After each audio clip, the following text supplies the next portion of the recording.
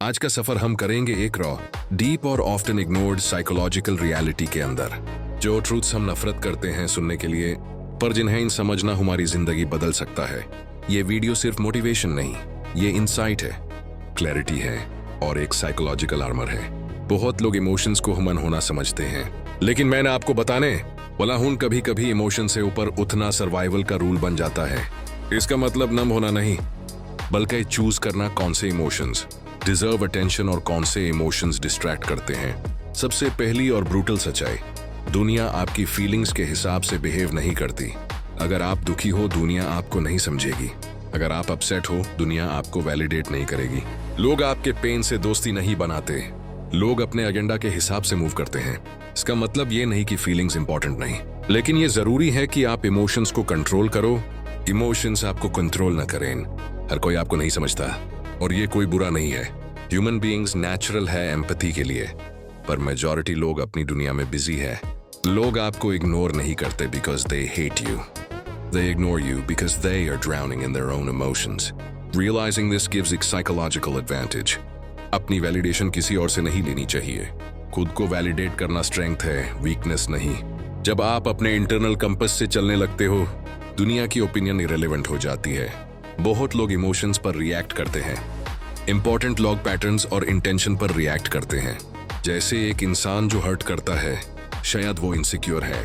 एक रिजेक्शन जो हार्ड लगता है, शायद वो आपके ईगो को अफेक्ट कर रहा है, नॉट योर वर्थ। जब आप लोगों के रिएक्शन के पीछे की साइकोलॉजी समझना शुरू करते हो, तो वर्ल्ड इमोशनल बैटलफील्ड नहीं लगती, बल्कि लॉजिक और स्ट्रैटेजी का प्लेग्राउंड बन जाती है। कुछ लोग कहते हैं बी इमोशनलेस, पर सच ये नहीं है। सच ये है, इमोशनलेस होना नहीं, इमोशन को कंट्रोल और एनालाइज करना। एक सोल्जर बैटलफील्ड में इमोशनलेस लगता है, पर वो सिर्फ अपनी इमोशंस को कमांड करता है, नहीं सप्रेस करता। आपका गोल ये नहीं कि आप फील ना करो, आपका गोल ये है कि आप फील करो पर रिएक्ट ना हो। रिएक्ट टैब होता है जब इमोशन डोमिनेट करता है, और ये वीकनेस दिखाता है। हम सब अटैचमेंट्स बनाते हैं, फैमिली, रिलेशनशिप्स, गोल्स, पर जब अटैचमेंट इमोशनल डिपेंडेंसी बन जाती है, तब वो आपको कंट्रोल करने लगती है। अटैचमेंट का साइकोलॉजी ये है, jealousy, fear of loss, ownership, ये सब स्ट्रॉन्ग इमोशंस हैं, पर ये आपको ब्लाइंड बनाते हैं। और जब आप ब्लाइंड होते हो, आप लॉजिकल थिंकिंग छोड़ देते हो और इम्पल्सिव डिसीजंस लेने लगते हो। साइकोलॉजी में पेन बहुत स्ट्रॉन्ग टीचर होता है। जब हम इमोशनली हर्ट होते हैं, वो हमारी वल्नरेबिलिटीज को एक्सपोज करता है, लेकिन मेजॉरिटी लोग पेन से फ्ली करते हैं। रियल स्ट्रेंथ वही लोग दिखाते हैं जो पेन के सामने खड़े रहते हैं, एनालाइज करते हैं और उससे विजडम बनाते हैं। अगर आप इमोशनली नम बनने की कोशिश करोगे, तो आप सर्वाइवल नहीं सीखोगे, ओनली एस्केप सीखोगे। Real power comes when you acknowledge pain, understand why it affects you, then choose not to be controlled by it. लोग सिर्फ तब रिस्पेक्ट दिखाते हैं जब आप काल्म हो, कंट्रोल्ड हो, प्रेडिक्टेबल इमोशनली नहीं, but consistent logically. Emotionally explosive behaviour respect नहीं लाता।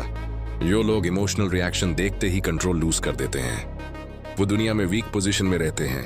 आखिर में ये स्क्रिप्ट ये नहीं कहती कि आप इनसेंसिटिव बनो, नहीं कहती कि इमोशंस इरेलेवेंट हैं, लेकिन कहती हाय इमोशंस को मास्टर करो। इमोशंस को नहीं अलाउ करो कि वो आपको मास्टर करें। और जब आप ये करते हो, तब आप जिंदगी में डिसीजंस क्लियर, लॉजिकल और पावरफुल बनते हो। रियल स्ट्रेंथ वो नहीं जहां you feel nothing, real strength वो है जहां you feel everything for nothing, distracts you from your purpose. आज का लेसन, इमोशन को कंट्रोल करो, दुनिया नहीं। अपने माइंड की क्लैरिटी चूज करो, कंफ्यूजन नहीं। अपनी साइकोलॉजी को डोमिनेट करो, फियर्स नहीं।